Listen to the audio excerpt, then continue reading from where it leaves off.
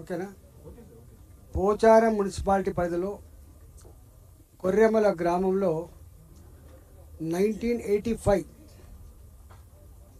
149 ఎకరాల భూమిని ఆనాడు రియల్ ఎస్టేట్ వ్యాపారులు లేఅవుట్ చేసి 2076 మందికి అమ్మిండ్రు. ఆనాడు ఈ లేఅవుట్లో కొన్న వాళ్ళ దాంట్లో మెజారిటీ ప్రభుత్వ డిపార్ట్మెంట్లలో పనిచేసేటువంటి చిన్న ఉద్యోగులు వాళ్ళు. ఆనాడు గజానికి 50 రూపాయలు 40 రూపాయల చొప్పున బ్యాంకు రుణాలు పొంది తీసుకున్నటువంటి భూములు. ఇది మారుమూల ప్రాంతం కాబట్టి ఇప్పటికిప్పుడు ఇల్లు కట్టుకొని ఉండే వాతావరణం కూడా లేదు కాబట్టి ప్లాట్ తీసుకొని పెట్టుకున్నారు, కొంతమంది కట్టుకున్నారు. 2006లో దొంగ డాక్యుమెంట్ సృష్టించుకున్నటువంటి రియల్ ఎస్టేట్ వ్యాపారి దొంగ డాక్యుమెంట్లు సృష్టించుకొని దీన్ని వ్యవసాయ భూమిగా ఆనాడు గ్రామ పంచాయతీలో ఉన్నటువంటి చిన్న ఉద్యోగిని పట్టుకొని వ్యవసాయ భూమిగా కన్వర్ట్ చేసుకున్నాడు. ఆనాడు ఇక్కడ ప్లాట్లు కొన్నటువంటి వాళ్ళంతా కూడా కోర్టుకు పోయి ఇది వ్యవసాయ భూమి కాదు, ఇది దొంగ డాక్యుమెంటు, ఇప్పుడు పైరవి చేసి పని చేసిండు, ఇది మా భూమి అంటే కోర్టు వాళ్ళకు వాళ్ళని డిస్మిస్ చేసి వీడు దొంగ, నిజంగానే వీళ్ళు ప్లాట్లలోకే భూమి అని చెప్పి ప్లాట్లలోకే కట్టబెట్టింది. ఆ తదుపరి దాదాపు 49 ఎకరాలు 47 ఎకరాల భూమిని ఈ విధంగా చేశారు. ఆ తదుపరి 2011లో మరోసారి ప్రయత్నం జరిగింది. మరోసారి ప్రయత్నం జరిగినప్పుడు కూడా ఇది ముమ్మాటికి లేఅవుట్లే, ఇది ఉద్యోగులకు సంబంధించిందే, ప్లాట్లకు సంబంధించిందే, ఈ రియల్ ఎస్టేట్ వ్యాపారి తప్పు అని చెప్పి చెప్పడం జరిగింది. అయినప్పటికీ కూడా వదిలిపెట్టకుండా కొద్దిమంది అధికారుల అండదండలతో డిపిఓని పట్టుకొని ఇది వ్యవసాయ భూమిగా మళ్ళీ రాయించుకునే ప్రయత్నం చేసిండు. మళ్ళీ కోర్టుకు పోయిండ్రు. కోర్టు మళ్ళీ డిస్మిస్ చేసింది, వ్యవసాయ భూమి కాదు, ఇది లేఅవుట్లే. ధరణి వచ్చిన తర్వాత ధరణిని ఆసరా చేసుకొని ఈ 47 ఎకరాలను పక్కకు పెట్టి కేవలం 9 ఎకరాలకు మాత్రమే డాక్యుమెంట్ సృష్టించుకున్నాడు. ఆనాడు కలెక్టర్ని పట్టుకొని, అమయ్ కుమార్ని పట్టుకొని కలెక్టర్ 9 ఎకరాలు సృష్టించుకున్నాడు.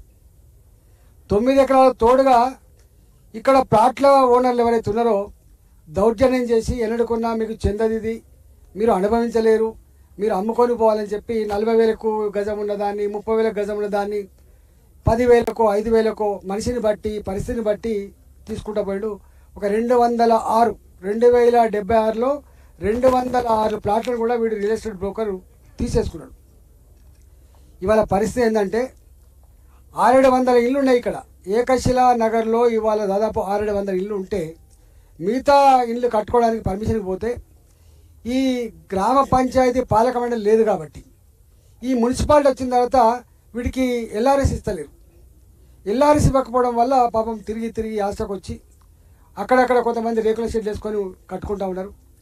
ఈ రియల్ ఎస్టేట్ బ్రోకర్ ఈ మధ్య కాలంలో స్థానిక నాయకులను పట్టుకొని, బ్రోకర్లను పట్టుకొని ఒక 100-200 మంది గుండాలను ఇక్కడ రోజు తాగిపించుకుంటా తినిపించుకుంటా కాపలా పెట్టి ఈ గుండాలు సరిపోతలేరని చెప్పి ఒక 10 కుక్కలు కూడా ఇక్కడ పెంచుకుంటా రోజు ఆడవాళ్ళను తిట్టుడు, ఆడవాళ్ళ మీద దౌర్జన్యం చేసుడు, ఎవరైనా ఇల్లు కట్టుకుంటే దాన్ని వీళ్ళే కూలగొట్టుడు, ప్రభుత్వంతో సంబంధం లేకుండా ఎన్ని దౌర్జన్యాలు జరిగినా, వీళ్ళు ఎంత గుండాయిజం చేసినా, వీళ్ళు ఎన్నిసార్లు భయపెట్టించినా వీళ్ళు సిన్సియర్గా పోయి పోలీస్ స్టేషన్లో కేసు పెడతా ఉన్నారు. అక్కడున్న ఎస్ఐ గారు, పోచారం పోలీస్ స్టేషన్లో ఉన్న ఎస్ఐ గారు కానీ సిఐ గారు కానీ ఎంత మేరకి మీరు ఆయన దాంట్లోకి పోవద్దని చెప్తున్నారు, మీ దగ్గర ఏం కాగితాలని చెప్పి సతాయిస్తున్నారు. వాని ఎంగిలి మెదలకు ఆశపడి ఈ పోలీసు వాళ్ళు వాళ్ళ పక్షాన ఉన్నారు తప్ప ఈ ప్రజల పక్షాన లేరు. వాళ్ళు అనేక సార్లు వ్యక్తులుగా కోర్టులకు పోయి ఇవాళ వీటిని కాపాడుకునే ప్రయత్నం చేశారు. నిన్న నా దగ్గరికి వచ్చింది. నా దగ్గరికి వచ్చి ఏడ్చుకుంటూ వస్తే వీళ్ళకు జరిగిన వాళ్ళ మీద జరిగిన దౌర్జన్యం కానీ, వాళ్ళని తిట్టిన తిట్లు కానీ, వాళ్ళ మీద జరిగిన దాడి కానీ చెప్పినప్పుడు బాధ అనిపించి నేను వెంటనే సిపి రాచకొండ గారికి ఫోన్ చేసిన. నీ ఇలాకాలో నీ పోలీసులు ఏం చేస్తున్నట్టు, పోలీసులు తెలంగాణ ఇంత గౌరవం ఉన్నది, విలువ ఉన్నది, మంచి పోలీసు అనే పేరున్నది, గిట్లేం చేస్తున్నా అని చెప్పి వారితో మాట్లాడినా. రేపు నేనే స్వయంగా వస్తున్నా ఈ ఏకశిల కాలనీకి అని చెప్పిన. కలెక్టర్ మేడ్చల్ గారికి ఫోన్ చేసిన, అయ్యా కలెక్టర్ గారు రోజు మీకు ఫోన్ చేయాలంటే కష్టమవుతుంది, ఎన్ని దౌర్జన్యాలు, ఎన్ని దుర్మార్గాలు, ఎన్ని భూ ఆక్రమణలు, పేదలకు అసలు న్యాయం ఉందా లేదా అనేటువంటి అనుమానం వస్తూ ఉంది. మీరు ఏం చేస్తున్నట్టు ఎంగ కలెక్టర్ అని చెప్పి వారితో కూడా మాట్లాడినా, వారికి మాట్లాడి ఇవాళ పొద్దున వస్తా అని చెప్పిన. రాత్రిపూట ఎంపీ గారు వస్తున్నాడు కదా, ఏం చేస్తాడు, ఏం పీకుతాడు ఎంపీ గారు వచ్చి అని చెప్పి మహిళలను బెదిరించుకుంటా టెంట్ వేయద్దు, కుర్చీలు రావద్దు, మీరు మీటింగ్కి పోవద్దు, ఇది వాని హుకుం. ఇక్కడ రియల్ ఎస్టేట్ బ్రోకరు పెట్టిన గుండాల యొక్క హుకుం ఇది. రాత్రి 12 గంటల వరకు, 1 గంట వరకు పోలీసులకు ఫోన్ చేస్తే నిమ్మకు నీరెత్తినట్టుగా ఉన్నారు తప్ప ఒకసారి కన్నెత్తి చూసిన పాపన కూడా పోలేదు.